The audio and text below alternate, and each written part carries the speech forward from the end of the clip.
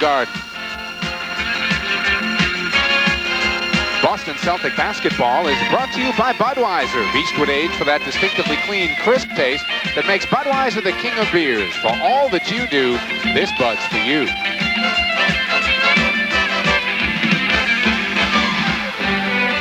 By your New England Pontiac dealers, the home of the hot ones for 1986. By Fleet National Bank, New England's financial resource. Remember, you can always bank on Fleet for the innovative services and personal attention you require. By your neighborhood True Value hardware store.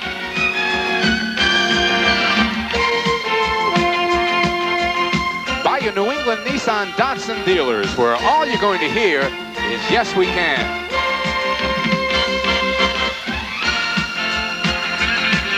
And by Sullivan Tire, family car care centers. At Sullivan Tire, you'll be treated with our family spirit, because that's what Sullivan Tire is all about.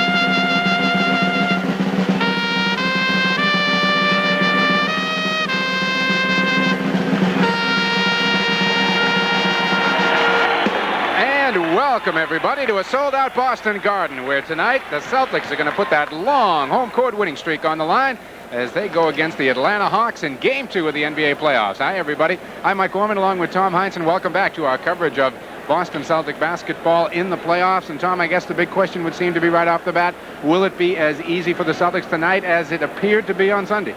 Well, the Atlanta Hawks already have themselves convinced that the reason that they got drubbed in the first game was the fact that they had a tiring prior round and only had a day off. Now, that's good reasoning, but they have to get those feet working, and I don't think that loss to the Celtics really hurt their confidence. They rationalized it away. They've got a real good basketball team that can cause the Celtics troubles because they've got a lot of speed at their command, particularly at the forward spot. Well, indeed, you get to the forward spot and you talk about the Neek. Now, he was not the man, Dominique Wilkins, everybody was waiting for on Sunday. Again, I guess the question again is, can he be tonight? Certainly can be, particularly if they get that fast break style going. Dominique can run, rebound, and run, get to that third man in the fast break, probably faster than anybody else in the league, and that includes James Worthy. And we know how devastating Worthy has been in the past when he's played with the Lakers in their fast break style. So Dominique is a man to be reckoned with. The Celtics have a rather unique way of dealing with Dominique, and I find it very entertaining. All right, we're going to see that as the night goes on. A key member of how the Celtics deal with Dominique Wilkins is going to be Larry Bird. Maybe not mano-mano, as you like to call it, but Larry's going to be in the neighborhood of Dominique most of the night, won't he? I'll tell you, what they try to do to Dominique is make him play a lot of defense. He matches up against Larry Bird, and they really key on where his head is. They try to slip the ball past his ear, and they try to deflate his ego a little bit, attack his morale. And the Celtics really make a determined effort to do that game in and game out. Make them play defense, get them lost, make them face the ball as much as possible, be a prime defensive player, and not be thinking so much of offense. Up the other end, Kevin McHale has got a tough job because Dominique has got this great quickness and speed. Okay, with the Hawks scoring only in the 90s on Sunday, that is definitely not their type of game. They like to run the ball up and down the floor. A key to that is Spud Webb. Spud was not the catalyst on Sunday that he has been in the past. Again, against a team like the Celtics, can Spud Webb be the player that the NBA is all? Hey, welcome back to a sold-out Boston Garden, everybody. We are just about set now to meet the starting lineups for tonight's game. Mike Gorman along with Tom Heinsohn, and this should be a dandy. Again, the Atlanta Hawks have had a couple of days now to sit around and think about what happened to them on Sunday and maybe to get their legs underneath them a little bit after that tough series with the Detroit Pistons. I don't think too many folks think this is going to be a four-game series. I think that, more importantly, they probably have their heads into the series. That's what you really need to have. They were still savoring, like a young ball club will, that win that first-round win over the Pistons and didn't really have enough time to get their emotions into this series. The Celtics were just sitting here waiting for him for a couple of days, preparing, and all of a sudden the game's on the Hawks and they're not emotionally ready.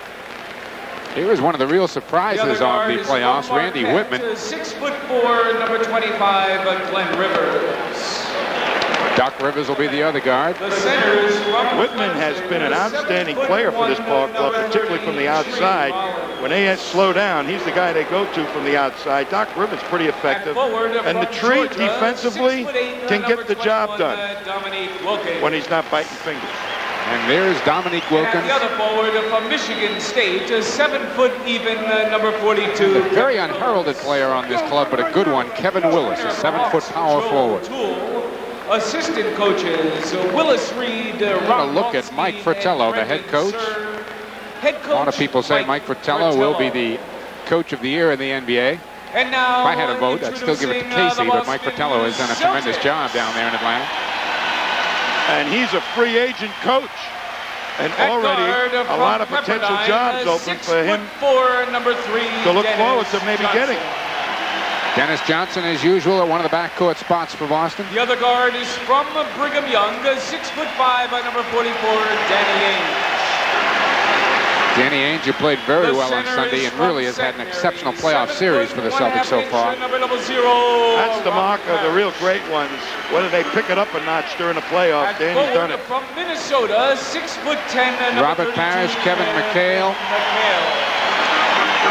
And of course, LB, Larry Bird. Indiana State is 6'9", number 33, Larry Bird. Trainer of the Celtics. Boston's matchups, as we look at Casey Jones, who we both think ought to be coach of the year. Jimmy Rogers, head coach. A tough job for Casey Jones to match up is Bird on Willis. That may really concern Larry about his team defense because he can't turn Willis loose on the boards. He's going to be very, very selective, or have to be selective, in when he plays the team defense and when he has to go and check Willis off the boards. All right, we are set to go. And there is Mr. Fratello, the officials for tonight's game. Earl Strong, Dick Bavetta, and Billy Oakes. Billy Oakes is going to be, Dick Bavetta is going to be the alternate. Earl Strong and Billy Oakes will be out there blowing the whistles. There are the matchups once again. If Boston can take the speed advantage away from the Hawks, which they did on Sunday, they should win this game because they execute their set offense a lot better than the Hawks do. And Boston really got a lot of good fast break opportunities of their own on Sunday. You notice Danny Ainge and Tree Rollins do shake hands before the game, so maybe the hatchet is somewhat buried there. We are underway. Celtics control the tap. You know, the psychology after a blowout usually swings to the team that got blown out. So Boston, let's see how quickly they get off to the mark. Wilkins has got Bird. McHale's left alone.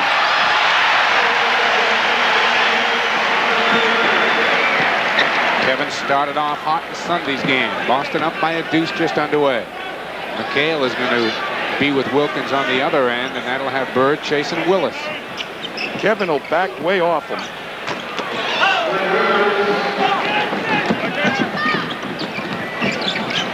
DJ, the quick push-up. Trying to front Kevin McHale, not let him get the good low post position or an entry pass into him. Ainge is down trying to post up Whitman. DJ backing his way in on Rivers. Takes the fall away. He'll break anybody's defense down.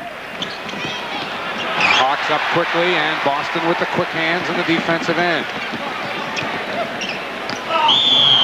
Foul Rollins over the top. Rollins forced to pick up Kevin McHale. So they're prepared to pick the first big man that comes up the court. They'll have to do a lot of talking, the Hawks. But Willis will guard him and front him on the up quicks. DJ again. Bird is there.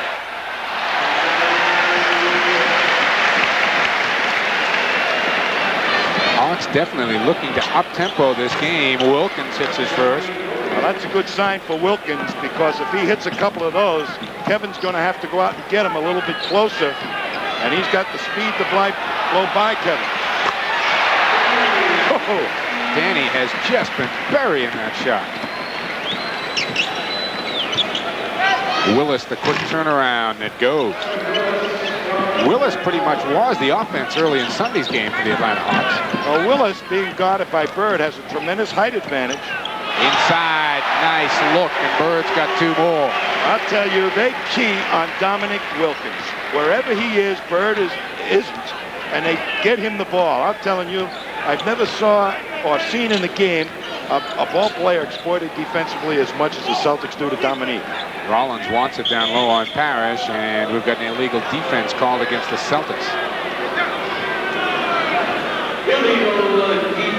Well, the Hawks have Kevin Willis guarded by Bird as a possible good matchup situation.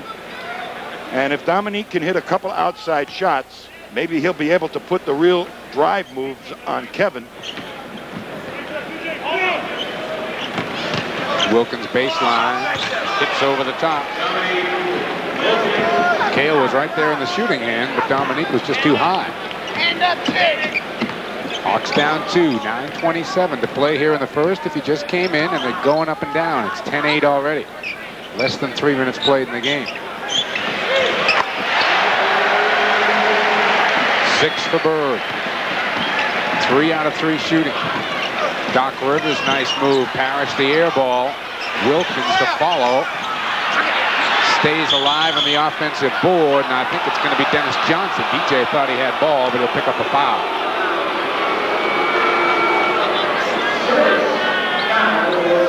Well, Dominique is very good inside, close to the basket on rebounds, because as small as he is, he still can go up over the tallest of the Celtics with those springy legs of his. Andy Whitman coming around a couple of screens. Bird and Ainge collaborate on the rebound. Parrish beats his man for no, won't go down. Looked like he had an easy 2. Might have been too far under. Whitman, same spot. Takes it to the hoop this time. Good move. This kid has really emerged in the playoffs, averaging 20 a game. Foul outside. Celtics will inbound. Second foul on the Hawks. Well, they've switched Tree Rollins over to Kevin McHale, and he's going to lay some wood on him, try and keep him out of that low post position. McHale just skips by him. John Konkak got up off the bench. Mike Fratello wants Rollins out of there with the 2 early fouls. Willis cleared out DJ underneath and gets 2. The Celtics ready to rip that ball through the nets and get it up the court quickly.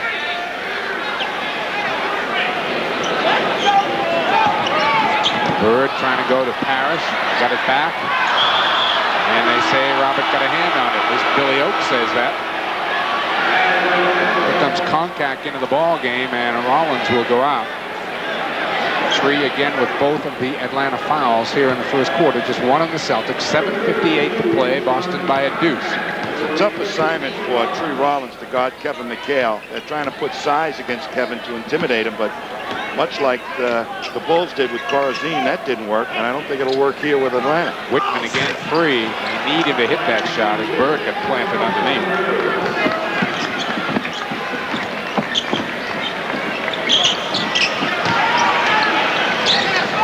DJ. Bird trying to keep it alive, but Konkak showed the good hands. Here comes Rivers. Hawks have a chance for their first lead. Wilkins.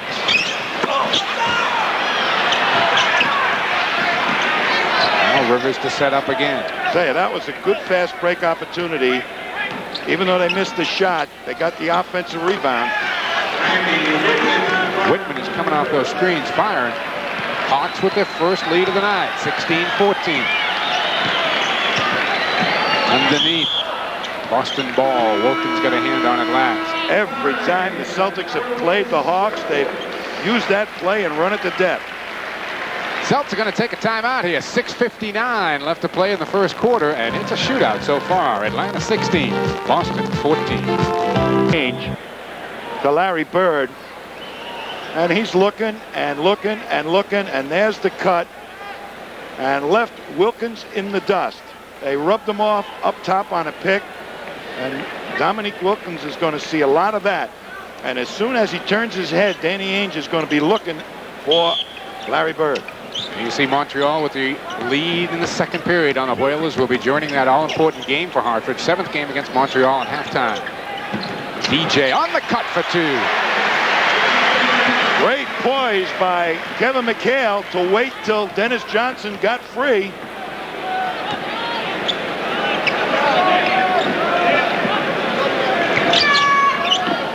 Willis with a lot of his range. Wilkins, though, will put it up from anywhere. Nice finger roll. Kevin bit for the outside shot. You can see the Atlanta defense set up. McHale gets a double team, but goes anyway. Nobody stops Kevin McHale, and the bigger they are, the easier they are for Kevin McHale. Doc Rivers. Rebound to McHale. Kevin ran a fast break himself Sunday with Robert Parrish. Again, Kevin looking to get down and post up on Koncak. In they go to him. Gets triple teamed and stripped.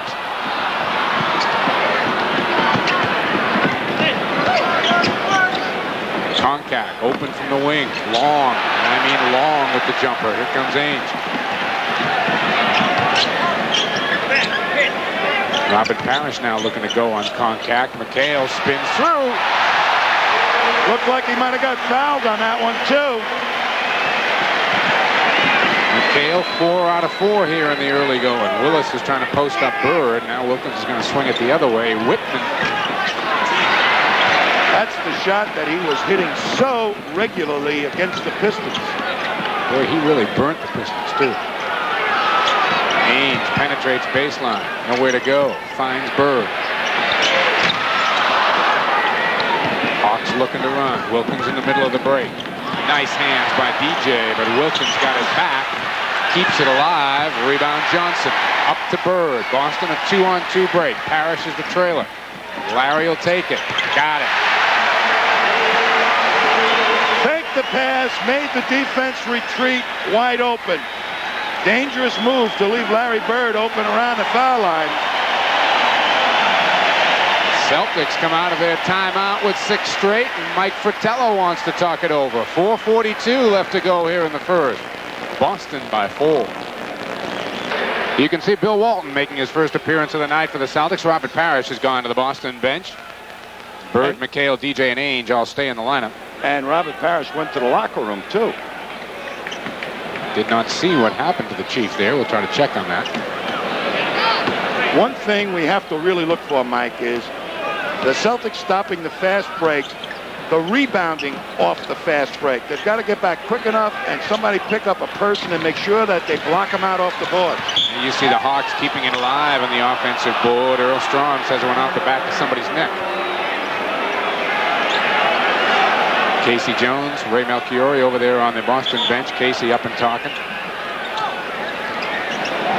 Whitman gets double teamed immediately. Wilkins will fire away.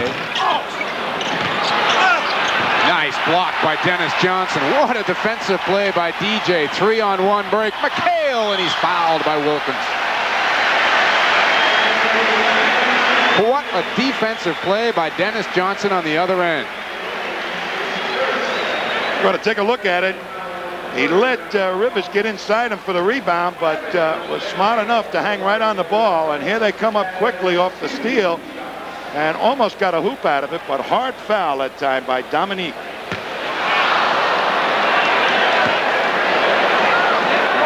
Celtics run their break more out of good opportunities. The Atlanta Hawks really try to keep the pressure on you with pace. McHale goes 0 for 2, but Bill Walton kept the rebound alive. They go right back inside to Kevin. DJ's open into Walton. Got it.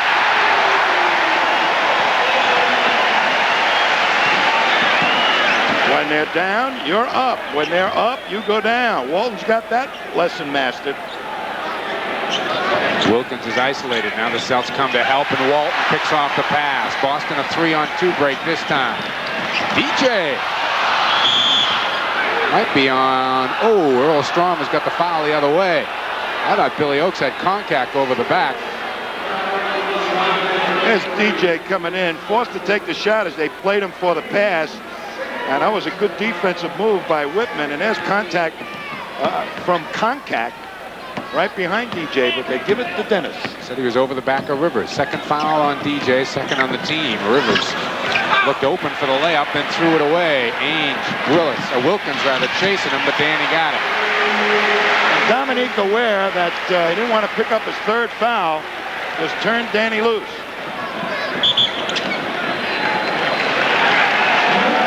And there you see Robert Parrish back on the Boston bench, and a 20-second timeout has been called by the Atlanta Hawks' Mike Fratello. Good chance to remind you that this copyrighted telecast is presented by the authority of the Boston Celtics and is intended solely for the private non-commercial use of our audience. Any publication, reproduction, retransmission, or other use of the pictures, descriptions, and accounts of this game without the express written consent of the Boston Celtics and Sports Channel is prohibited. Announcers on this broadcast are selected by Sports Channel, and they are approved by the Boston Celtics. 3:11 to play in the first. Boston by 8, their biggest lead. And some excellent defense. As soon as there's any kind of penetration, all the white jerseys sink into the green painted area and cut off the passing lanes. They've picked off some beauties. Here you see the Hawk shooting percentages slipping drastically. It was 63% about 4 minutes ago.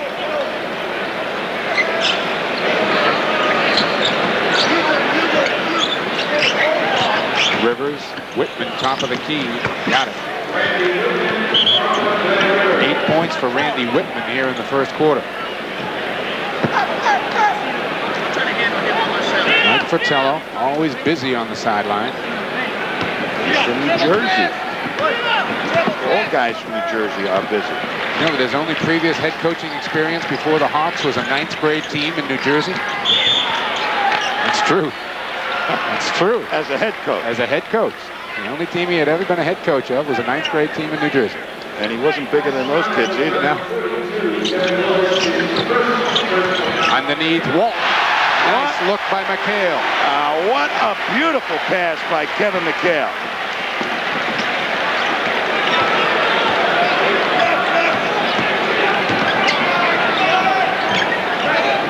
Rivers is open, penetrates.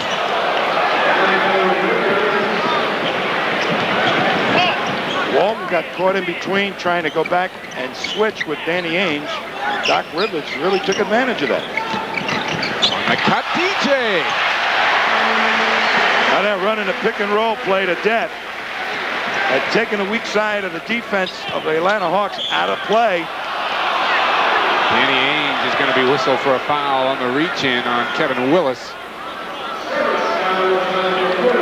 You know, there's some matchups here that Atlanta hasn't really utilized, perhaps as well as they might. Kevin Willis being guarded by Bird, make a quick move to the hoop. Get Bird involved in a lot of defense. Instead, they've gone to Whitman with the outside shot. You can't altogether blame him. He's been shooting really, really well in the prior series. Willis struggles a bit from the free throw line. It's more like this form right there. Walt can't get the layup and crashes hard into the post on the other end. Now it's coming out okay. Whitman. You know, when they push the ball up the floor fast, and they've got some good outside shooters like Whitman, and the defense sinks into the paint, he's going to get a lot of wide open shots. Whitman is 5 of 7. Walton's free. Dominique Wilkins never got into the rotation. That's why Walton was wide open. Wilkins wants it on the other end. Won't go down. Gets it back. You talk about hang time. This kid has got hang time. And he went up and then just made up his mind once he got up there which way the shot was going. Watch him. He grabs a rebound in here amongst 3 white jerseys and pulls it down and then can power it up against the best of the big guys that Celtics have to offer. I mean, that's tough. Can shoot it from outside, take it strong to the hoop and rebound like that. That's an all-pro player. At 42 against the Celtics earlier this year, and that's the most that any opponent had scored against the Celtics in the regular season before Michael Jordan showed up.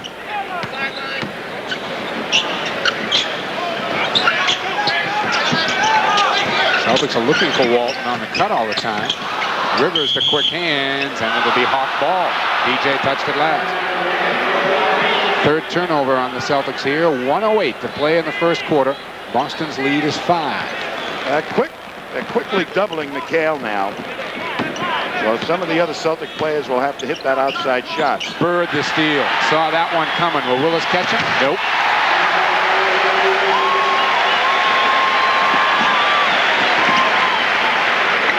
Willis was afraid to pick up that extra foul, too.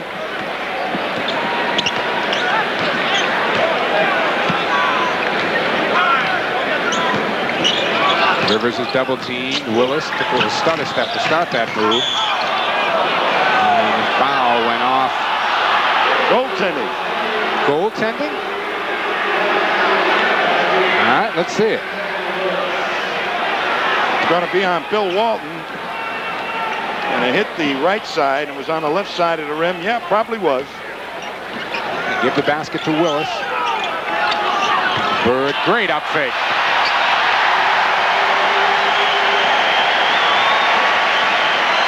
Six of 7 shooting for Larry Bird so far, and the Hawks are going to look for the final shot. The Celtics might get the ball back with about 3 seconds to play here in the quarter. Boston by 7. Larry Bird is not the type of player that Dominique Wilkins relishes playing on defense, because Bird will outthink him every way to the middle.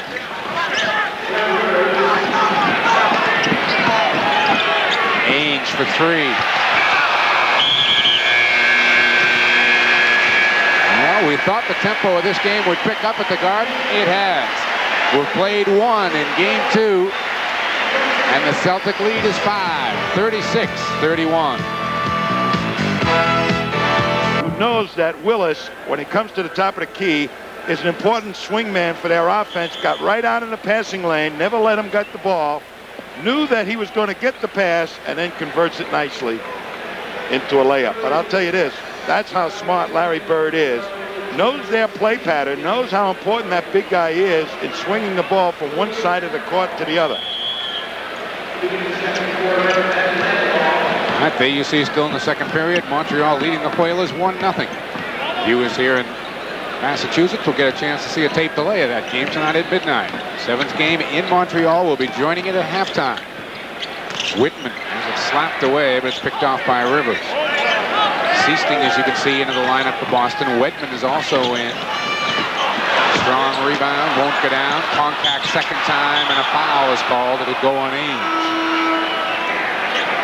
Here comes Cliff Livingston into the lineup, too, for the Hawks, as both teams now have gone to their bench. Wilkins will sit down for Atlanta. So Livingston, Willis, Contact, Rivers, and Whitman stay on the floor for the Hawks. Ainge and Seasting, the Boston backcourt. Bird, Wedman, and Walton up front. Again, Robert Parrish came back from the dressing room, is seated over on the Celtic bench. Walton has been in there now for about 4 or 5 minutes. Livingstone being in the lineup right now gives them a real strong rebounder, and again speed at the wing position. And should Spud Webb get into this ball game, they're going to really be able to put some speed on the Celtics once again. That's the real prime purpose of that second unit of the Hawks, is run them and run them hard.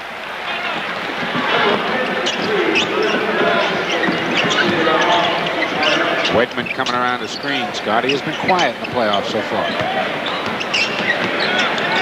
Seasting open. Rebound, Whitman.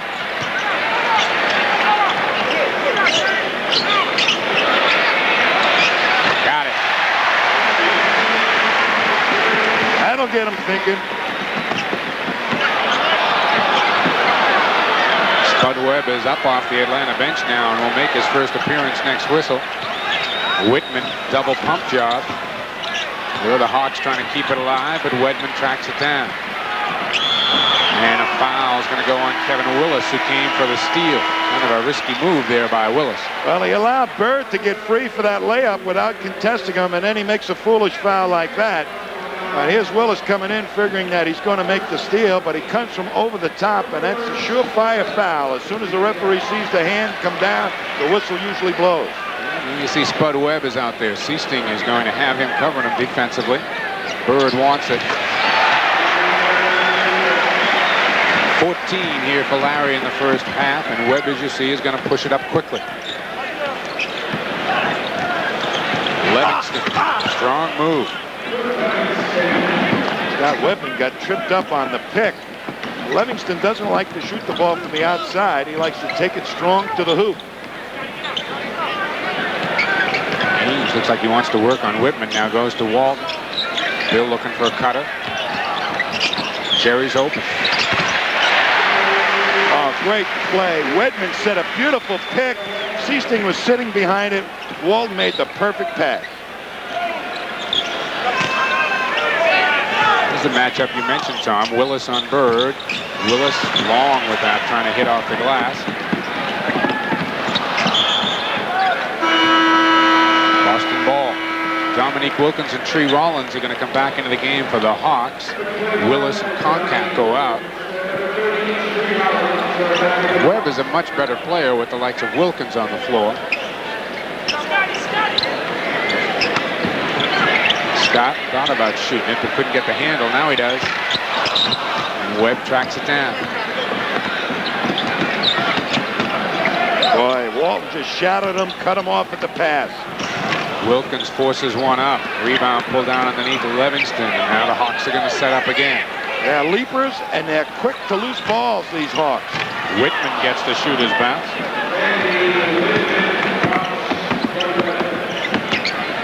Ainge for three. Won't go down. Rollins. Here comes Webb. Here's the penetration. Dumps it off to Whitman. Basket will count, and the foul is going to go on Seasting on the way by. Hawks putting a little run together as Kevin McHale checks back in. Now Dennis Johnson is up off the Boston bench. He'll come in too. Larry Bird is going to get his first rest of the night. Spud Webb, as far as I'm concerned, is the accelerator. He puts the Atlanta Hawks in high gear. And they gear down with Doc Rivers to about third. And when Spud is in there, they're in around fifth. He can really take advantage of a non-hustling defense. The Celtics really have to get back quickly against him. You see Johnny Davis, number 16, is also checked into the game for the Hawks. Inside to Walton. McHale takes it into traffic. Rebound Livingston. Now quickly to Davis. Wilkins is on a wing, and they find him. Whitman, nice job. Nice job. Dominique is so confident at times, he feels nobody can really guard him, and that time Whitman just stuck his hand in there. Got him twice. Yep. Wilkins lost his concentration on his own defender. Nice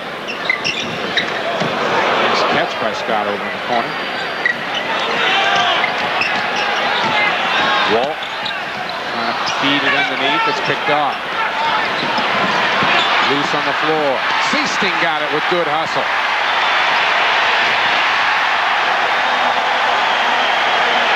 The basket to Wedman, the assist to Seasting. Might not go in the book that way, but it's just an excellent hustle play by Jerry Seasting. Now Bill Walton's going to be called for a foul off the ball.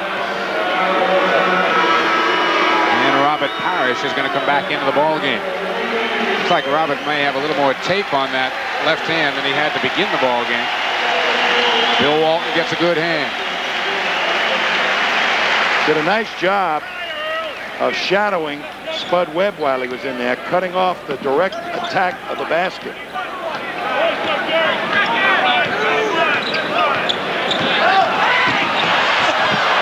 I thought he was going to dunk. Now, Seasting was expecting some help. As soon as Spud saw that he had a wide open alley to the hoop, he was gone. We were talking some daylight there, yeah.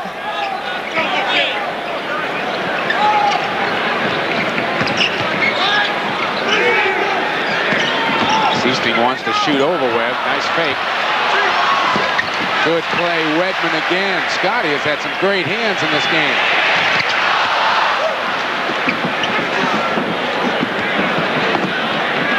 Wilkins on the wing, a pull-up. Not going down for Dominique. You keep trying. Yeah, he does, but they're not going down for him. But they got their game plan in operation. They're getting the pace they want the Hawks. They just have no answer for Kevin McHale on the baseline. It's Webb off to the races, and Wakeman is going to be called with the foul. An impressive dunk by Wilkins is not going to count. 6:45 left to play here in the half. Boston's lead, it's 7, 46-39. Is trying to get some help. He shows him to the baseline, expecting one of the big guys to be there, only nobody was. And Spud just explodes right by Seasting. I mean, that is speed. And this little guy that we're looking at, and the prior play before the timeout, after a made basket, pushed it through the entire Celtic defense to create a good scoring opportunity where they had to foul him. Somebody's got to get up and stop him, jab step him, and that time Seasting was nowhere to be found, as he had lost him playing defense on somebody else. So they got to be very alert to where Spud Webb is and where he gains possession of the ball. They have to try and slow him down around midcourt.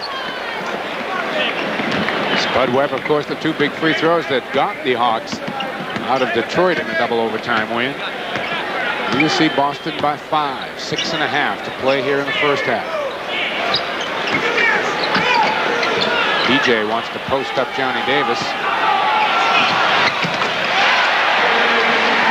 Tree Rollins didn't have his limb over there quite enough to deter Dennis Johnson. Wilkins keeps trying. Still not going down for him.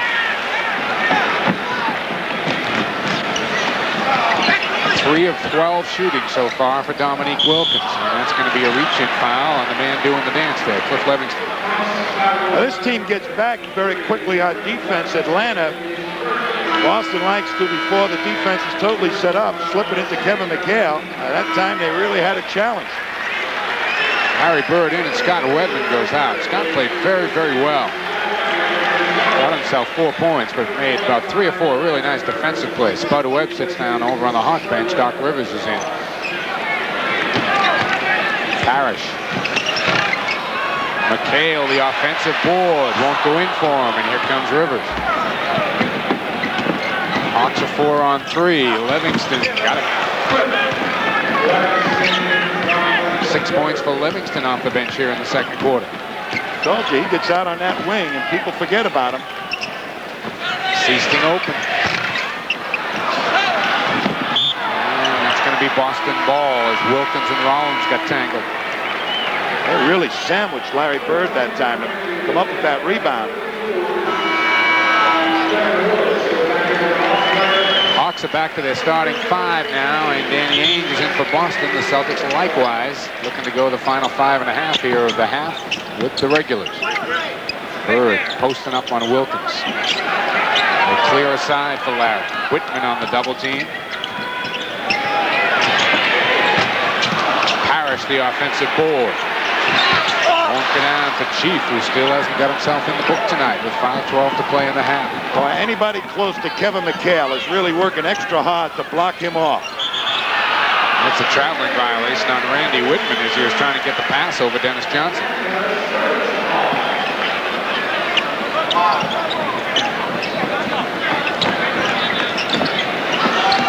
The cutter is Dennis Johnson. Ainge left wide open. Danny Ainge has become the master of the standstill jump shot against the double team. On that swing, he just gets it. He's got his rhythm. Wilkins wants it. Parrish the block. On the break, DJ off to Bird. No. There is a foul. Boston is really looking to fast break. They are sticking it at the Hawk defense as quickly as they can. Great move by Dominique and super block by Parrish, but look how quickly Ainge catches somebody free up the other end. And Bird, it was a tough shot as Doc Rivers made him commit rather early.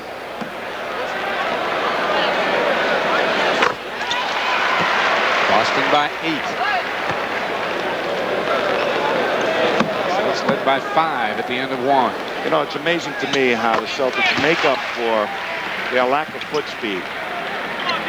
They just get out there and then they pass the ball long distances. Yep.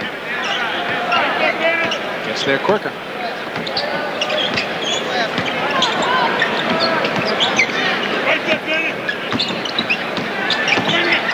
Wilkins wants it. And they're going to call McHale on the elbow. Well, they double teamed him nicely, forced him back to Kevin.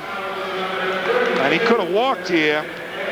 Watch the feet there. Yeah. Well, that was a walk. He took a little hippity hop.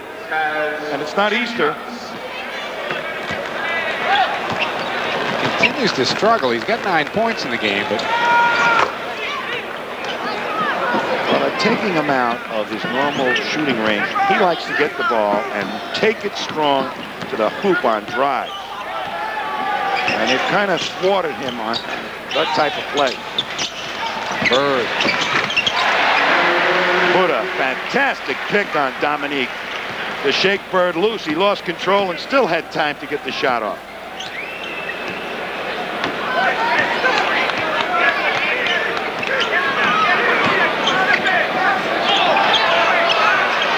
Rivers might have walked there at the top of the key. Down to 4 on the shot clock. Rollins tried to keep it alive. It'll be Boston ball. Celtics looking to open the lead up to 11 if they can convert here. 3:30 left to play first half.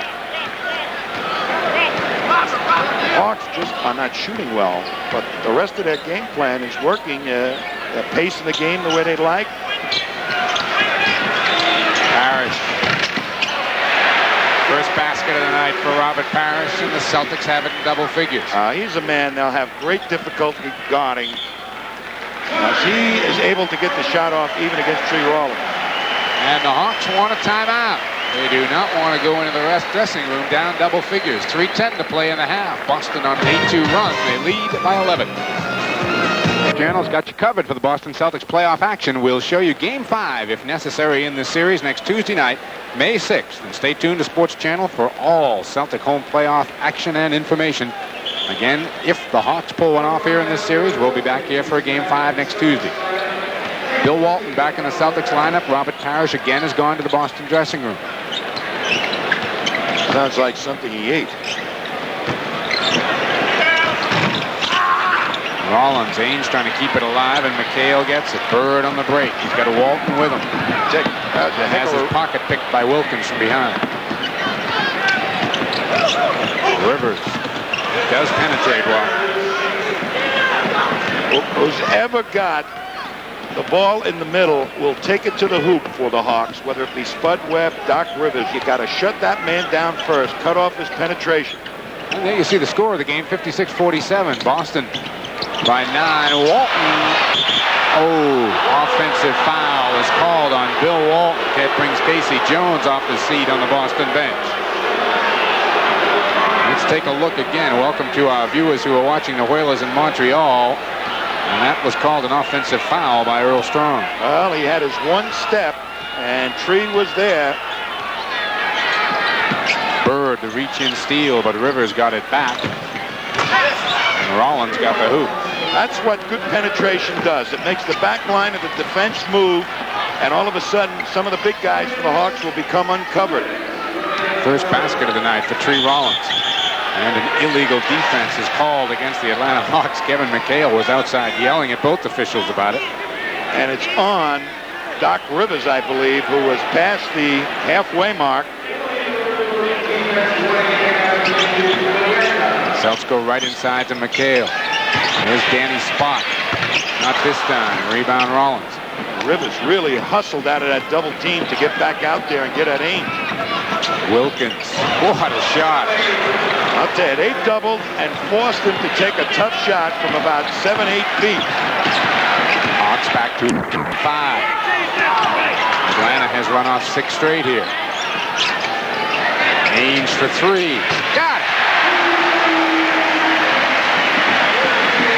Danny with 9 here in the first half. McHale's quick hands causes the turnover. DJ waiting for some help. Bird is the man. Nice up fake.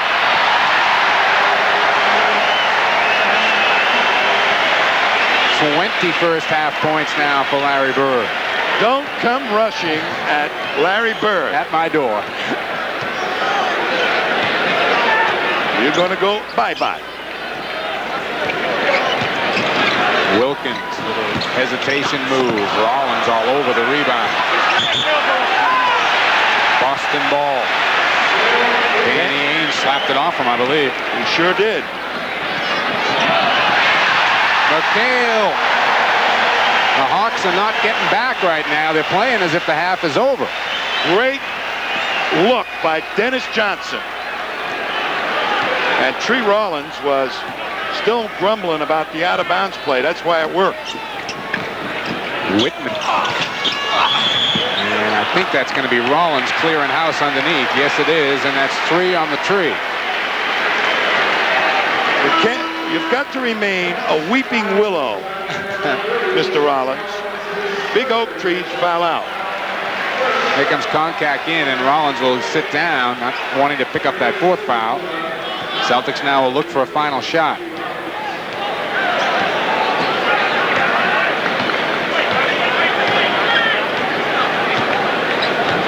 Right at Dominique. And kick it into Bird. Larry with some room.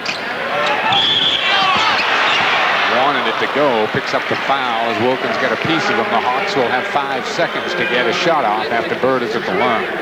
Before his career is over, Dominique is going to become one defensive player if he keeps playing the Boston Celtics, because Larry Bird is the master of the half-inch, and that's all really that Dominique is giving him, about, well, maybe a little bit more, about 1.5 inches.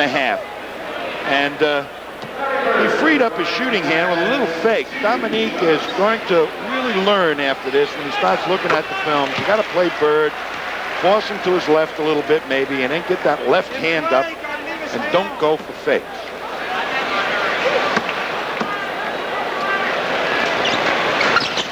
Larry knocks them both home. 22 points in the first half, 9 of 11 from the field. Kevin Willis, it looks like, is going to take this shot. Wilkins can't get it off. We have played a half here at the Boston Garden, and the Celtic lead, the biggest of the night, 14. Celtics hit him with 9 straight to end the half. We'll be right back.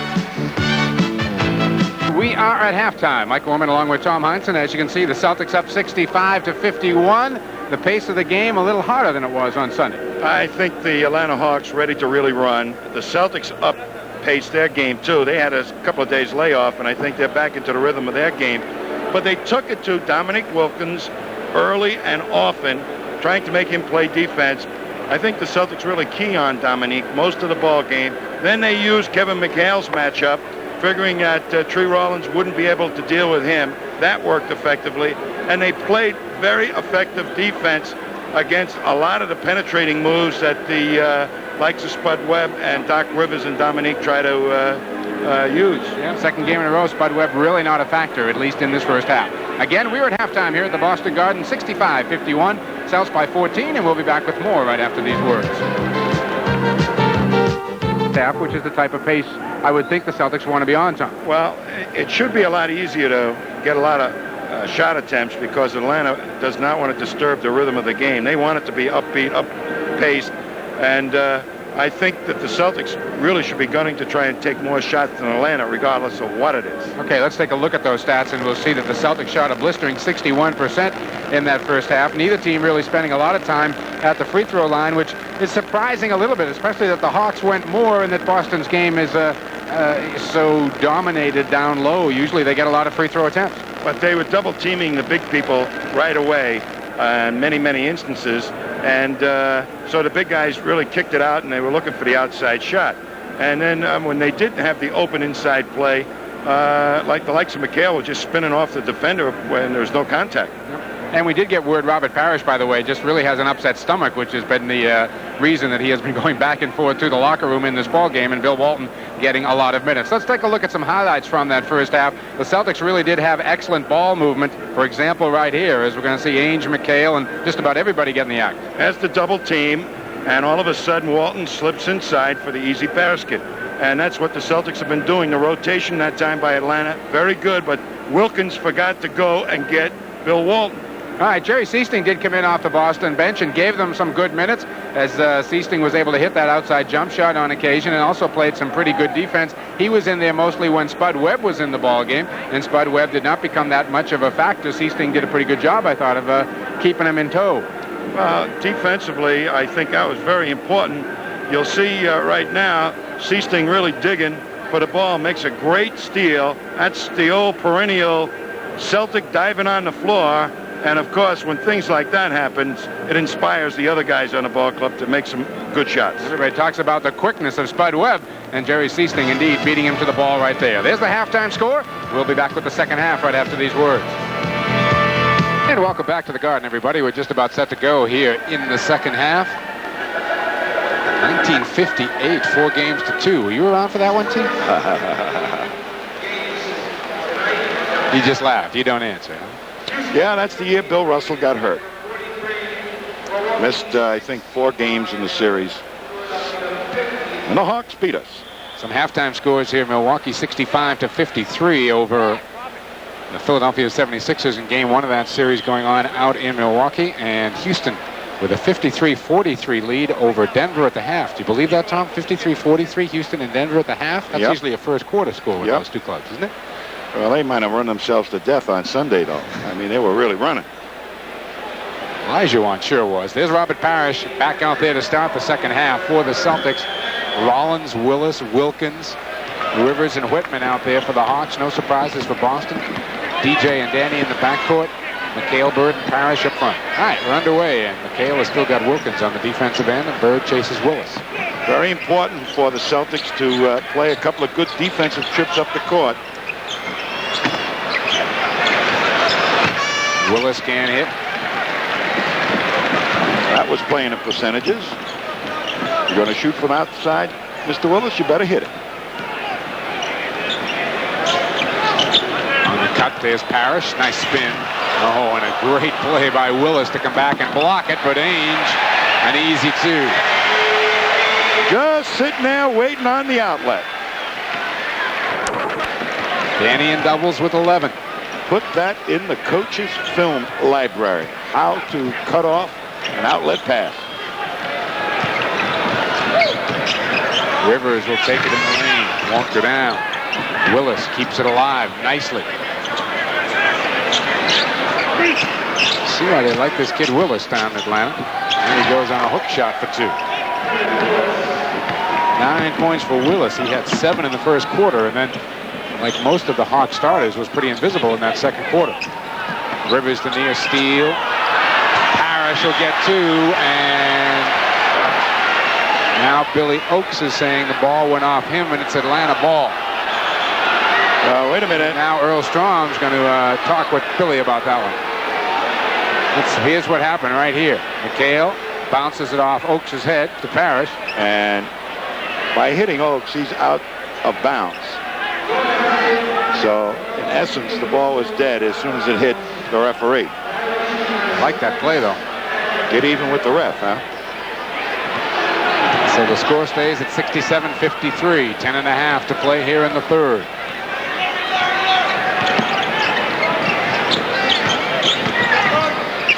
Whitman walked with it. And Danny Ainge helped create that walking violation. He showed double and then retreated and played the pass. Confused Whitman. DJ, quick shot, got it. Dennis now in double figures with 10. Boston getting good production out of their backcourt. Rivers for 2. That's the type of thing they can't allow to happen. Somebody to go coast to coast.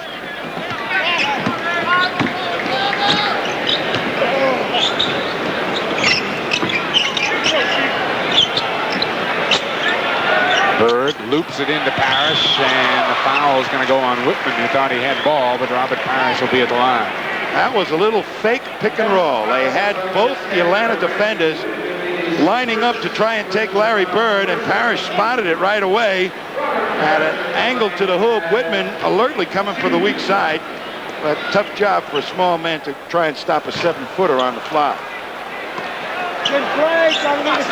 But looking for the second. Had just 2 points in the first half. You see an 80% free throw shooter so far in the playoffs. You know, that pick and roll play, Mike, that they use it so well that sometimes they fake it. They get the defense thinking how they're going to play the pick part, and all of a sudden Robert Parrish never sets the pick, heads right to the hoop. Gives them all roll, huh? Wilkins forces one up. Rivers, and Danny picks it off. McHale swoops in. Nice play by Danny Ainge to draw Willis. Oh.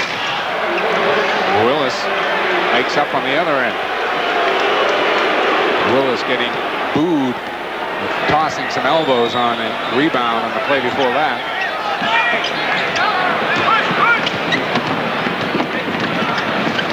On the break, Whitman gets 2. That time, Dominique didn't turn his head.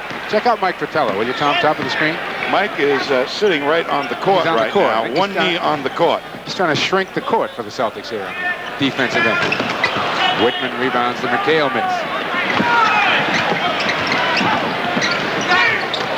Willis bumps off Bird, won't go down. McHale clears. Boston looking to run this time. DJ.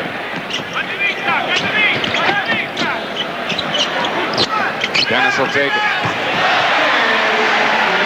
Oh, there he is. Take a look. He's been in that position the last 4 trips. And Willis is fouled on the way through.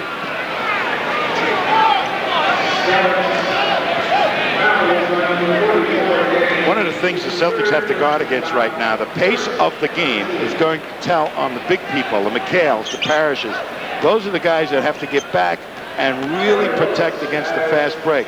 The last trip that the Hawks had the ball, the 3 people back were Bird, DJ, and Dennis. And this is the type of thing that the Hawks can build up, a fatigue factor where they break your big people down. And let's see if it's going to pay off for the Hawks.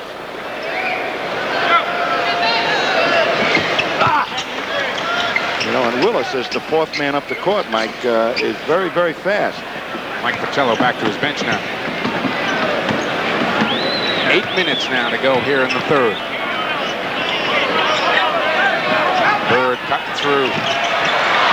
Parrish is there, and he's fouled on the way up. It's not falling for Robert Parrish here so far. Willis is going to pick up the foul. Here comes Bird off the pick. He knows that Tree got mesmerized by McHale. The lane was wide open. Parrish inside for the rebound, but can't convert. Took the blow, but it knocked off his rhythm. Chief for 2. He was an immense player, I think, on Sunday rebound-wise. 0 for 3 at the stripe tonight.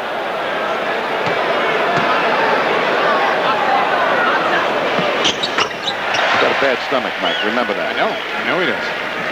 Queasy stomach. Kind of blurs your game at times. That it does. Whitman is trying to get free along the baseline. He does. Bird gets him in the switch. Willis has got DJ. He hits. Took advantage nicely of that mismatch. Kevin Willis is the leading scorer for these Hawks right now. Trying to go inside to McHale, who's battling with Willis.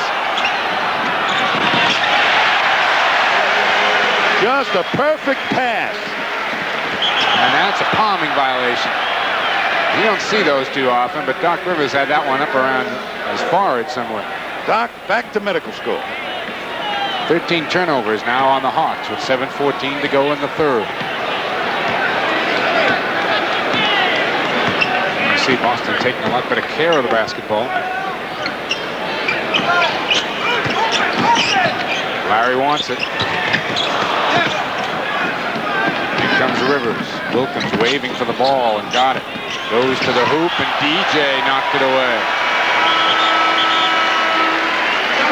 The Celtics are going to take a timeout here. 6:51 left to go here in the third. Boston's lead is 13.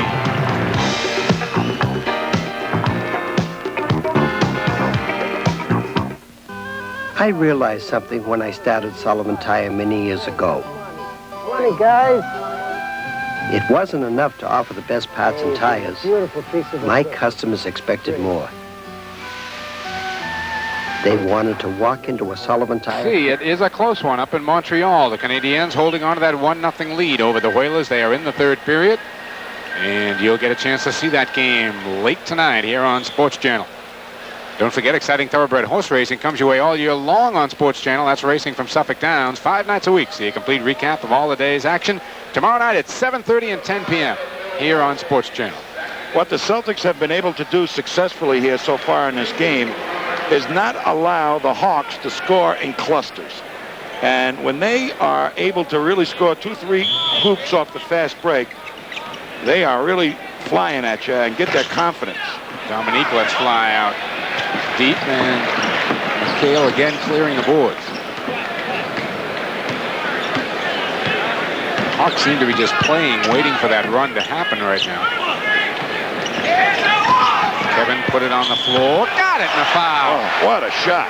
What a shot. Little fake involved there on the tree. Look at him. Fake one way, spin against tree, and there was Doc Rivers, I believe, reaching in from behind. Yes, it was. The line has one shot. You know, he has developed these fakes in that low post. He walks one way and then spins the other way, and they haven't got that move down yet, these defenders. Celtics with their biggest lead of the night right now.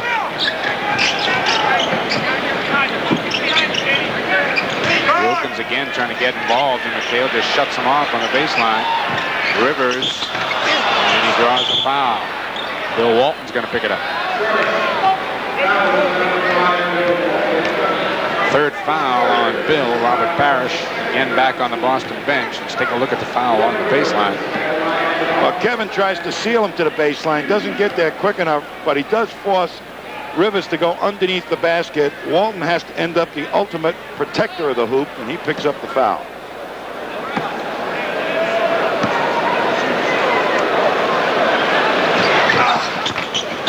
Rivers 1 of 2. The Hawks really got going when Doc Rivers got back into the lineup and allowed Spud Webb to come off the bench. I'm surprised we're not seeing a lot of Spud Webb, and just going to ask you about that. His speed that has always caused troubles for the Celtics. Bird alone on Wilkins, takes the fall away. Loose ball. DJ tried to keep it alive, but Rollins tracked it down. Wants a little help, and Rivers provides it. You know, particularly when the game is being played more at Celtics tempo than Atlanta Hawks tempo. Willis, long hook shot. Loose ball, DJ's got it. Boston running. 4-on-2 break. McHale. Dennis Johnson found the right man on that break, and a 17-point lead causes Mike Fratello to call a timeout. 5:27 left to go.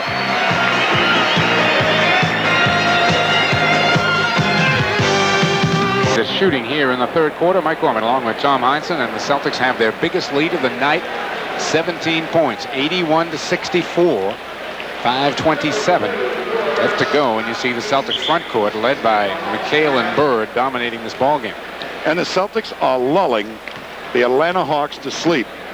The pace of the game, not the way Mike Fratello would like, and he does not want to go with Spud Webb to try and liven up that pace. Atlanta ball. Bill Walton got a hand on it. Just beautiful job of controlling the emotions of the Atlanta Hawks. Wilkins.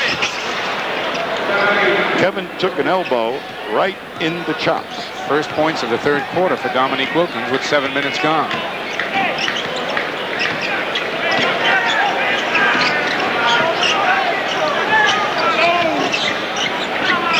Waitman, the quick hands to slap it away. Inside, Walton got the handle.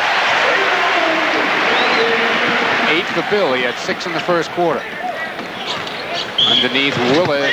Basket's going to count and a foul. Willis, the leading scorer for these Hawks in the ball game, came in averaging 13 a game in the playoffs. He's got 17 and will be at the line.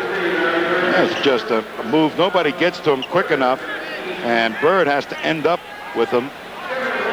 And that's too big an assignment because Willis can really out-leap Larry Bird. Take it strong to the basket. Just the first foul on Larry. Scott Hastings is in the ball game now. What happened to John Contact? Hastings is going to guard somebody if he can find him. Yeah. He sneaks through. 13 for Danny. Bird takes it away from Wilkins. Goes to the floor and gets it. Gets it up ahead. There is the play of the game.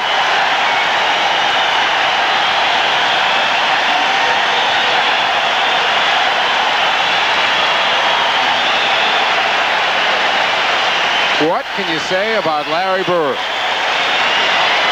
Larry's got to lead the league in assists while lying on his back. Watch this. Pure hustle. Remember talking about Cowens a moment ago. As Larry Bird, look at that. Left-handed, no less. Left-handed. Gets it free, and Danny Ainge, of course, way out in front. And they're still standing in the aisles here for that play.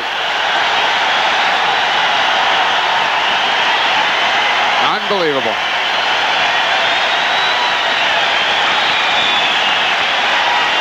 Spud Webb has now entered the game. I think perhaps a little bit too late. But you never know. Spud is the type of kid that can liven things up quickly.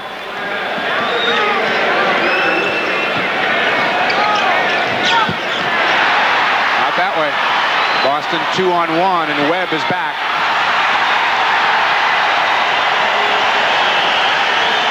Celtics by 20. Strom and Ainge really going at it on the other end. A technical foul, and somebody just got tossed. Danny Ainge.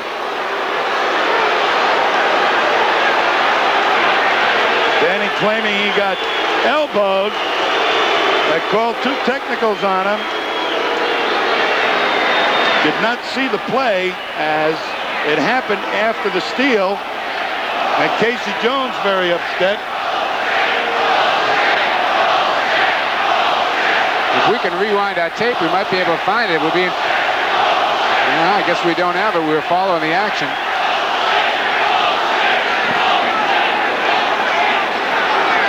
Well, Danny's gone, and without him in the lineup now, Jerry Seasting may be called upon to put the clamps on Spud Webb. Danny Ainge could back off Spud because he's that much bigger and still pretty good quickness and take away the attack angles of Spud. Seasting not quite as big. Probably will have to play him a little bit closer. And with Spud's speed, might be able to get inside. The basket on the other end did not count. Somebody kicked Danny Ainge in the face when he was on the ground a couple of times, we're told by a couple of the fans behind us here. That's what got the Boston.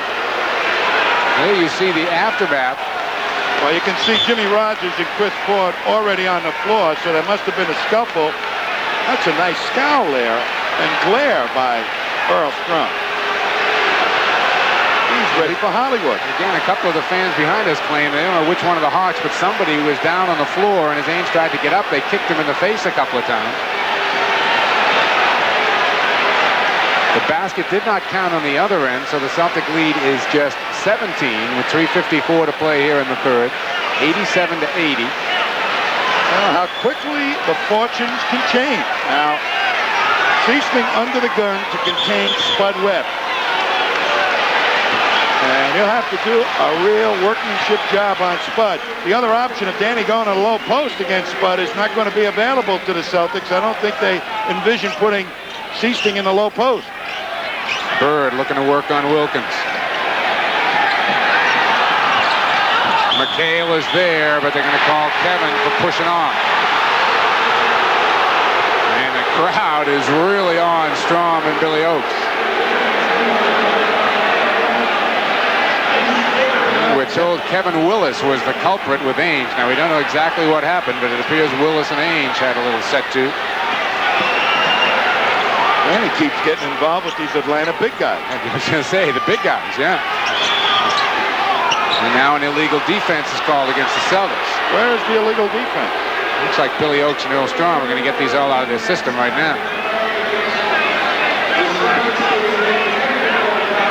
I wonder who they called it on. I think Dennis Johnson, Tom. He was right around the foul line. Yeah, but his man was down around where he could be in the foul lane, and he hadn't crossed the median stripe. You know, that imaginary line that runs up the lane. Might have been Walton. Oh, that was a quick one. Watch out. Seasting comes to double Wilkins. That leaves Webb wide open. Okay. That get that kid's confidence going. You know, he hits a couple outside shots. You got to go get him. And the foul is on Hastings as he whacked McHale. Here the reaction Earl Strom gets for calling one Boston's way. Earl doesn't call too many of them. Blocked by Willis. Seasting wide open. Heads up play by Bird.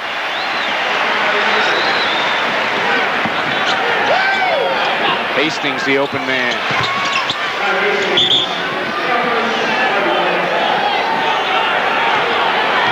Boston by 15. 2:50 to go here in the third. Oh, Mike Fratello is just walking all over that court.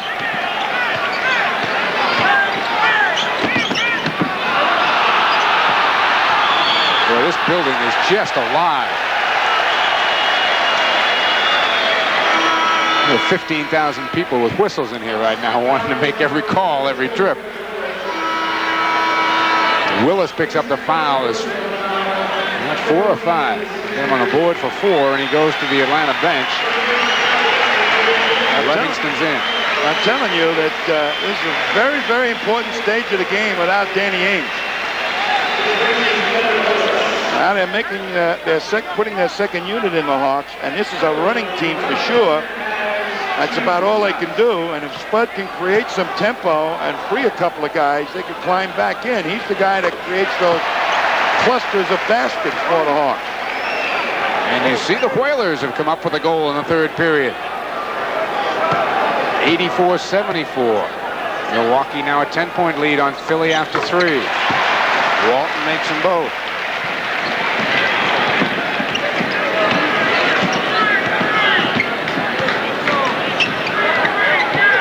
Seasting is backing off him a little bit.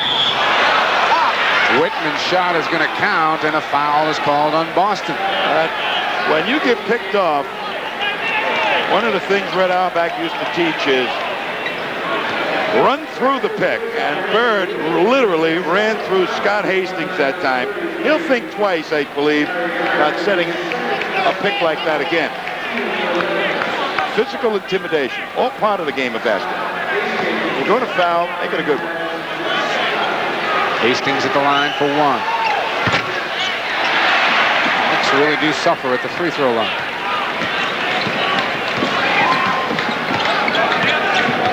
Webb is out on Seasting. Whitman's got DJ. Bird coming around. Hastings on him. Wilkins has got Walton. Bill wants it. Oh, he got fouled. He got fouled. Wilkins out with the ball. Atlanta 4 on 3. Walked with it. No call. Hastings the rebound.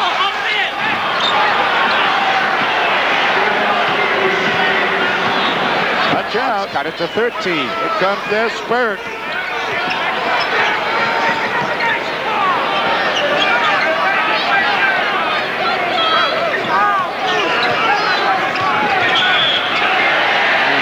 Whitman's going to be called for a foul. Tom, I want to ask you something here. Now, everybody's got their style. Earl Strom has got his style. Earl Strom does not call many fouls in a ball game. Now, is that, if you're coaching, is that good? I mean, as long as he's consistent, you don't mind? Or? Well, when you're at home, you don't like it. when you're on the road, you like it. Okay. Simple as that, because you feel the home team normally will get the breaks with the officiating. Crowd behind them. Here's Not Earl. to say that a crowd can influence an official, but it's been known to happen. But Earl, you know, I've always feels more or less that the makes a point of not letting the crowd influence.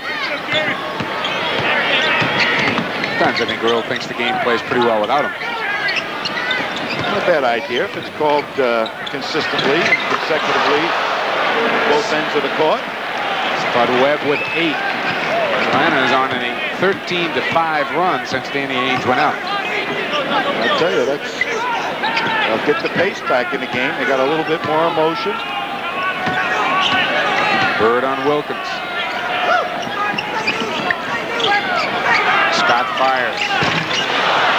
Hastings the rebound. Good block out by Hastings on Robert Parrish. And look at Spud. Inside, Wilkins lost the handle. DJ breaks out of the pack. 4-on-2, and Webb got a hand on it. Nice job by Spud Webb as Boston had the advantage.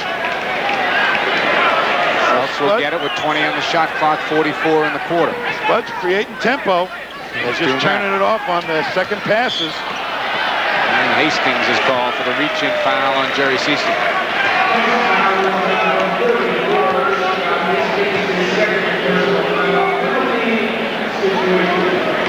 I think Mike Fratello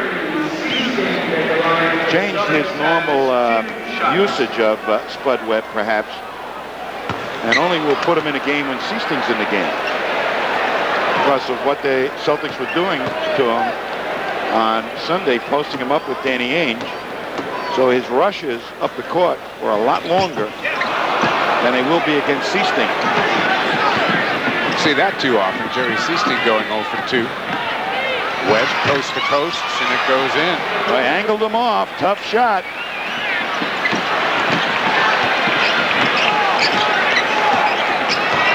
Getting interesting. Bird. Yes. First points for Larry Bird here in the second half. Boston by a dozen. Let me tell you, Dominique played Larry as well as you could play him. He cut him off at the baseline. The only thing he didn't do was have his left hand up on his shooting hand. Webb will take the pull-up. Won't get down. Fights for the rebound. Parrish has got it, and that is going to be the end of the third quarter. The Celtics had a 14-point lead at the half. Atlanta cuts 2 off that. 94-82 Boston after 3. Is where all the action is right now at the Boston Garden. It appears Mike Fratello is down there underneath. He and a fan ended up in a fight. Here's what happened earlier. I don't know why he ended up there. It was only the end of the fourth quarter, but he ended up in the aisle going to the locker room, and it appeared to me he went after a fan. He's coming back out, putting his jacket back on, but he got in a shouting match with a fan. The fan threw something in his face, a cup of water or a Coke or something. He's coming back to the bench. Right now he's arguing with Dick Pavetta on the sideline. Hastings is called for the foul on Parrish, and there you see Fratello making his way back to his team. It all happened at the end of the third quarter. Fratello seems no worse for the wear. All right, I need a little cooling off. Looked down, next thing I knew, Fratello was over the ramp, and so was the entire Atlanta Hawk team. I'll tell you, Willis Reed, as an assistant coach, coming up, going after a fan, might think twice. Parrish makes them both. There's Willis to the right there with the notebook in his hand. Yeah, when Willis drops the notebook, watch out.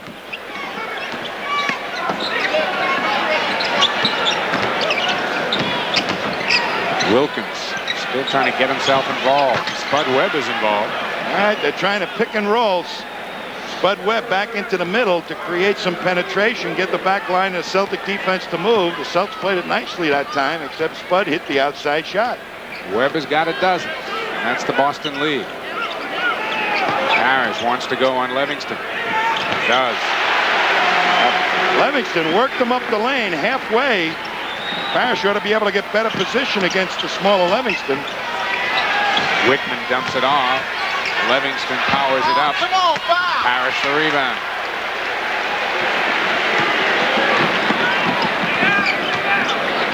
DJ, bullet pass inside off the hands of McHale. Might become a nasty fourth quarter. 93-88 now. Correction on that score. Milwaukee over Philly at the end of 3.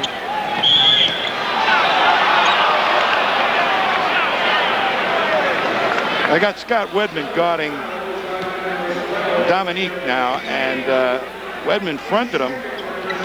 They may have a good opportunity to alley-oop over Wedman.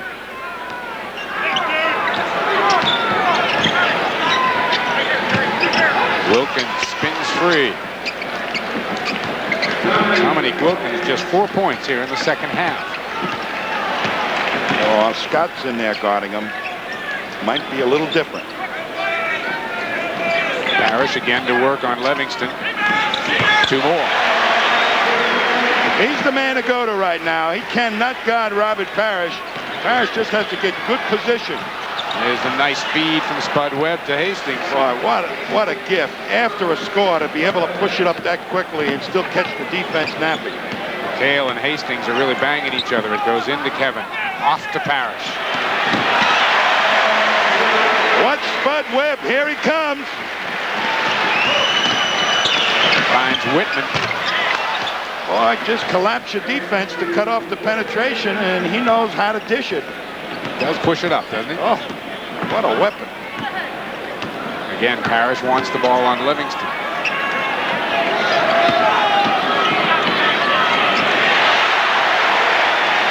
Chief is having a field day here. Am I going to stay in this game? And obviously he's not, because Tree Rollins is coming off the bench. Uh-oh. Uh-oh. 14 for Webb. I mean, you wouldn't believe a 5'6" guy would have us going, uh-oh, would you? Celtics are going to use a 20-second timeout here. 9:04. Let's take a look at what's going on up at Montreal as the Whalers are going to overtime against the Canadiens in Game 7. A fitting way for the Whalers season to come to an end. If it hopefully won't come to an end, but what a fitting final game for them in overtime at Montreal.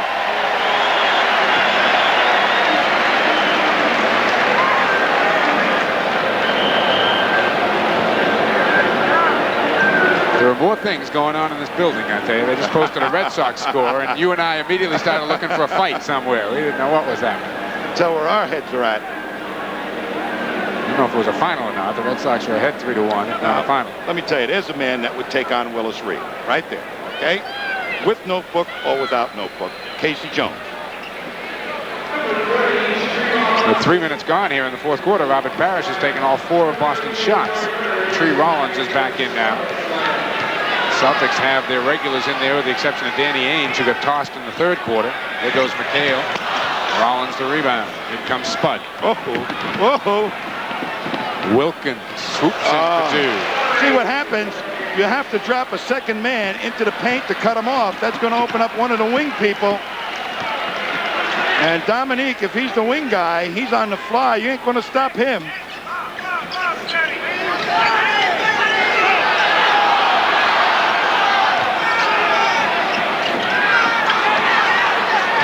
DJ. Crowd wanted that to go over Dennis. But they came up with a poor shot. Wilkins just fires. Bird the rebound. Finds Dennis Johnson. Spud Webb got back. Couldn't keep it. Wipes out a cameraman. He looks all right. Spud is who I'm referring to. The referees. Great hustle. Will give this kid every advantage because he's smaller than them. I'll tell you, that was great hustle, though. Look at him get in the passing lane. I mean, he was a full 10 feet behind the Celtic player, and look at that hustle. He'd look good in a white uniform, wouldn't he? With all that hustle. Celtics are going to take a timeout. 8 minutes and 5 seconds left to play here in the basketball game. Boston by 10. And as you can see, the Hawks have come out flying here in the fourth quarter. 6 out of 7 shooting, 4 out of 6 for the Celtics. Not bad, but Atlanta's got the lead down to 10. And you see the field goal percentages for the game. Boston right around that 60% mark all night long. This is a great stage of the game for Spud Webb. Perhaps when the big people of the Celtics are a little tired, to up-pace the game. Lorenzo Charles is into the ball game to cover Larry Bird, and that is a surprise. What is going on? Parrish couldn't handle a pass underneath from Dennis Johnson. Well, you can't give up baskets like that. 11 turnovers by the Celtics, and the Hawks can get the lead down into single figures. Randy Whitman forces one up. It goes, and he gets a foul. Watch out. Watch out. You know, a fast break team like Atlanta kind of counts on the fourth quarter, getting back into it, building up a stamina problem for their opponents. And I'll tell you right now, they're free and easy, and they're feeling good. Well, that was brief for Lorenzo, wasn't it? Well, he's in the book. And write home about that. He covered Larry Bird and shut him out while he was on him, right? Down to 7 points, however. 7.5 to play in the game.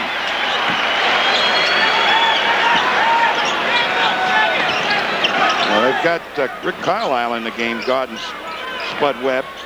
Parrish in and out. Tree Rollins the rebound. Hawks can get to 5. Here comes Wilkins. He wants it. Dumps it off instead. Willis, long shot. Now I agree with you. That's trouble when Kevin Willis buries jumpers from the corner.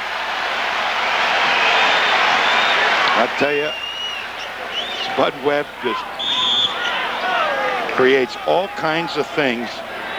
And this team, when they get a couple of hoops off of fast breaks, they get the feeling that they're invincible. DJ. Tapped in by McHale. Gave that one to Larry Bird. All right, I'll give it to Larry, too. Big hoop. Celtics got to try to get it up to 10. Bird saw the pass coming to Whitman, but couldn't get there quick enough to control it. Needs some good defense right now. Now that's going to be tough to do because Spud Webb can become the ultimate creator of the last 6 minutes of the game. We're hoping now that Carlisle will be able to put some size on Spud. Nice feed from Whitman, and the foul's on Bird. It'll put Tree Rollins at the line. You know what's going on right now, too, Mike? Much like the Celtics, when Larry Bird has the ball, kind of mesmerizes the defense. All the other players, other than the one guarding Larry Bird, have their attention riveted on him. That's what's going on with Spud Webb. Everybody's watching him and say, we got to stop Spud. In the meantime, other people are stepping in and getting easy shots. 106-101.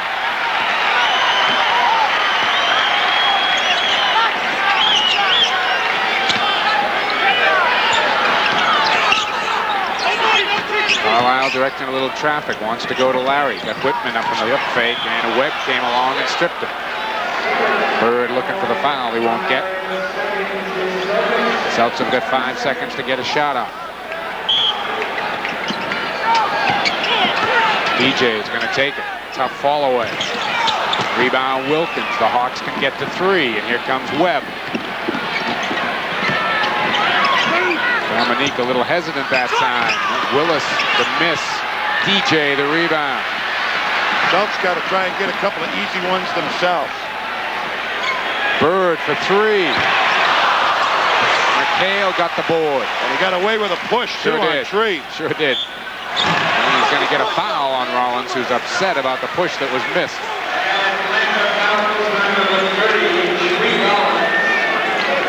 As Mike's saying, hey, how many times can McHale keep pushing like that? But McHale is so cute. As the ball was being shot, that's when he pushed Tree, and the officials had their eyes glued on the shot.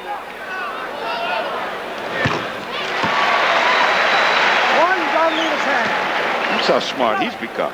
I'll tell you, he's getting to be a super cutie. 32-20. Atlanta has outscored Boston since Danny Ainge left.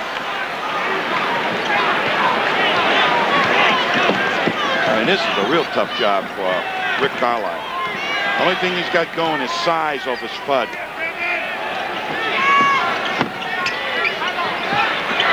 Good double team by Carlisle. Wilkins finds Rollins and got the jump hook right at the buzzer. Beautiful play by Dominique. 4-point game.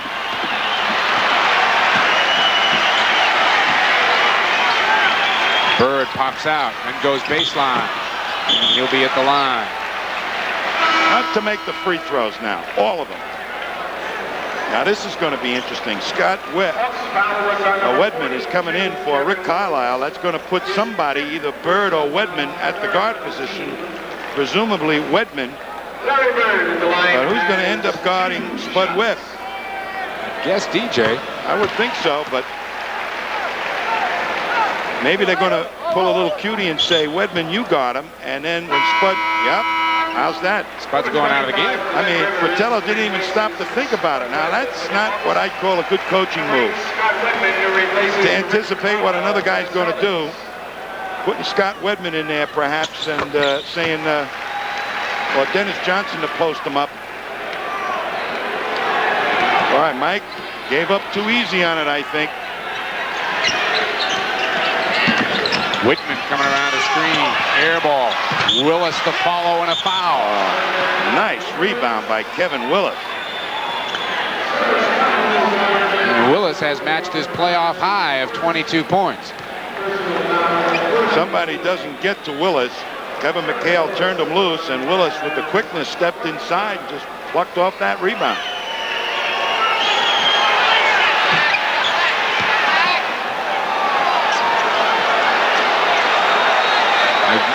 Again, the lead is 3. I'll tell you, they'll be talking about this game.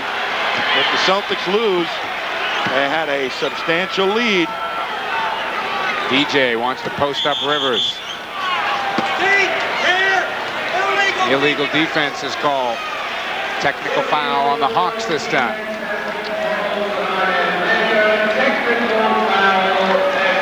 I think it was Tree Rollins who's down there conversing with Billy Oakes. So in the coach's chess game, Mike Fratello immediately recognized that they were going to try and post Spud Webb up and got him right out of the ball game.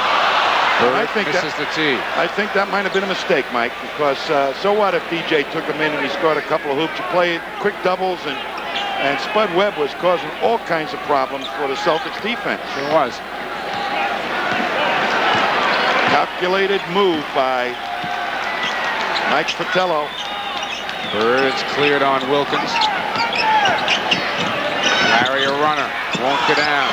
Rebound to Willis. Hawks can get to 1. The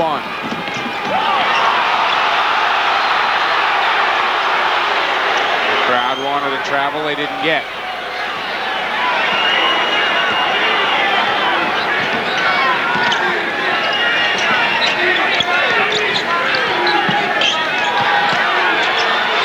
Turnaround Willis, bad shot. Rebound is stolen away by Rivers. Hits it. 1-point game. What a play by Doc Rivers. Parrish did not protect the ball. He's going to have a bigger upset stomach than he had it in the first half if they lose this game.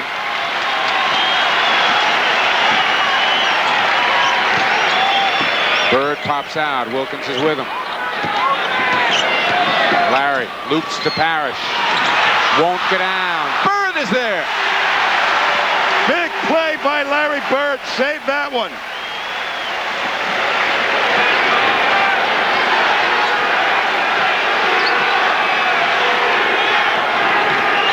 Whitman tries to dump it off, and Wedman ends up with the steal. Good switch by Robert Parrish, and great foot movement by Scott Wedman to pick that pass off. And Boston threw it away.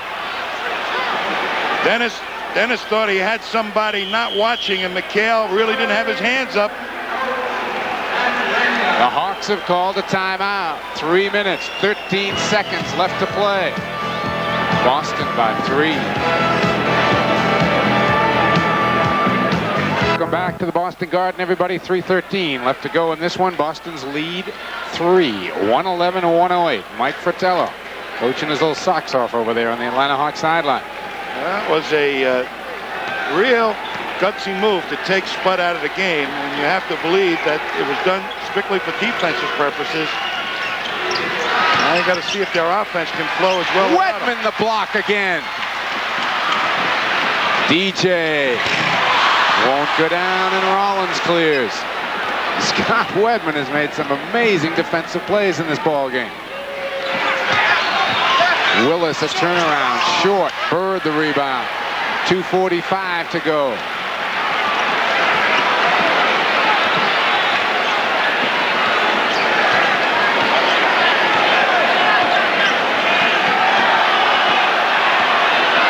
Bird coming around a double pick.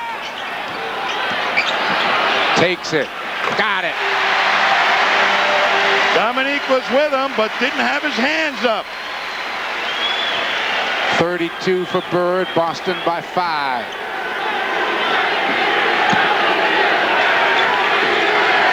You know, for the people that say, been on Danny Ainge's case, you can see what happened. Parrish the block. And a foul on Doc Rivers. Sorry, T. That was a great defensive play by the Chief. It was. Take a look at it. Ball gets inside, and Chief comes from out of nowhere, times it beautifully. Dennis gets knocked out of bounds, but Danny Ainge is really an important member of this ball club, and I think you recognize tonight what his true value to the club is, even though he doesn't score points. Bird working on Wilkins. Oh, that was a foul. Yes!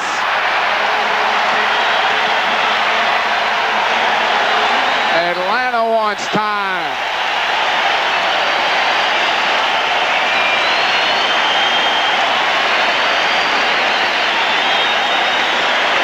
They put it in Bird's hands.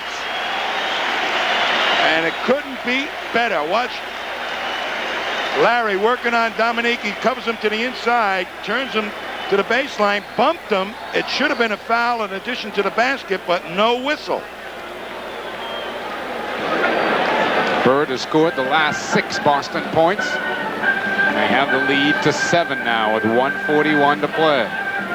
Well, that's a matchup that we said at the top is one that the Celtics like to exploit because they feel that Dominique really doesn't have the overall savvy defensively to even do a creditable job of defense on Larry Bird, because Bird is such a thinking player. You've got to be an exceptionally creative defensive player to make a dent on Larry Bird's game. And if there's one thing about Dominique, his creativity is kind of limited to offense. Yep. A look at the Boston huddle. Again, minus Danny Ainge, who we know is downstairs watching this. There's the Atlanta Hawk huddle.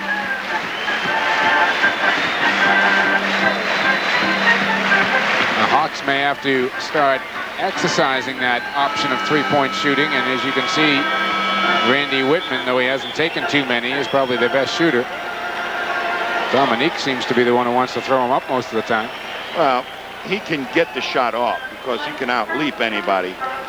I don't think that's exactly his range, although each year he keeps moving it back an extra foot or two to where he becomes a pretty formidable shooter from 18, 19 feet. He only has 18 points in the game, 6 here in the second half. They've done a great job tonight of making Dominique commit further out from the basket than he likes to commit. He likes to take an extra dribble and go strong to the hoop, and once he gets in the paint, he goes over everybody. Big trip here for the Hawks. DJ got a hand on Rivers, and that's a travel. Defensive stopper, Dennis Johnson. Big turnover. Doc Rivers upset. Bird wants it again on Wilkins as we're coming toward the 1-minute mark. And they've isolated him. Larry underneath the Parrish. Yes! What a play by Bird. He saw that Willis came over for the double. He knew that Parrish would be smart enough to step inside. Whitman backs out. In and out on the three-pointer. McHale's got it. Well, the Celtics have really taken him to task down the stretch here. Yeah, but they got a scare. And they are a lot more free and easy offensively down in Atlanta, these Hawks. DJ keeps it alive to Bird. And the Celtics will use the fresh 24 with 40 seconds now to go in the game. Dennis and Larry nod at each other. The experience of a playoff-tested team is coming into the realm of helping to create this win. Bird! 36 for Larry Bird. And Boston's lead is 11 with 26 seconds to go. The Hawks a timeout. And Billy Oakes just waved Glenn Rivers away, who was screaming at him. Bird one-on-one. Dominique trying to contain him a little bit. And there's Dominique with the right hand well below the ball. And Bird, just as calm as can be, swishes the net. 36 unofficially for Larry. In the last 10 Celtic points, 8 of them have been by Bird, and that one nifty assist into Parrish. I mean, just see Dominique. Dominique has the quickness to stay with Bird. I think a lot of his defense really has to do with what hand he puts up on Bird. He puts his right hand up. By the time he can move it over to even trouble Bird on the shot is away. That's how quick a shooter Bird is. But if you put your left hand up and play on his shooting hand, the right hand of Larry Bird, he's right there, and that reaction time Bird can't use. From the time the Hawks closed to within 1, Larry Bird has scored 8 and assisted on the other. Well, the Hawks have gone for zip. It's really amazing. You know, you watch Larry Bird game in, game out, and he loves to play in these type of situations. That's when he feels he's really tested. And I think he has a report card on himself. You know, I wonder how many check marks he's going to give himself tonight after this one. He's been fantastic. The pass on the floor ought to get him a check or two. Yeah. There he is. Hot in the Garden tonight. The way they're playing right now, the season's going to be a lot longer and get a lot hotter.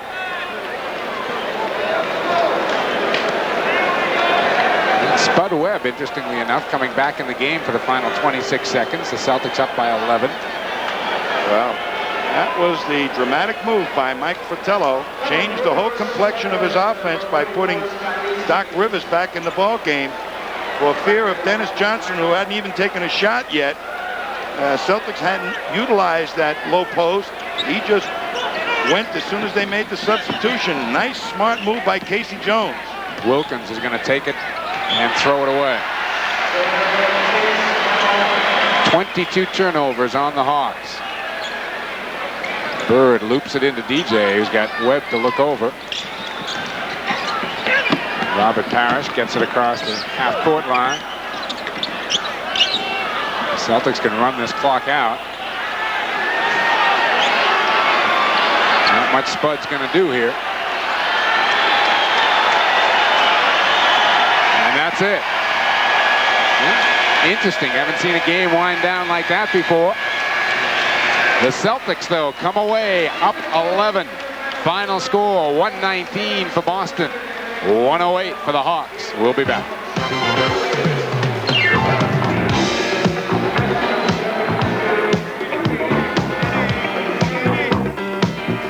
Everybody, there is the final score. The Celtics win it by 11 points, 119 to 108. A bit of a scare from these Hawks, who got to within 1 in the fourth quarter before Larry Bird took over. And don't forget to stay tuned after this broadcast tonight for the Whalers post-game show. There you see the final score. The Hartford Whalers dream season came to an end tonight in overtime. Montreal beat them 2-1. Dave Douglas will be along to update you on that game. Right now, Tom Heinsohn and I have got a few words on this game.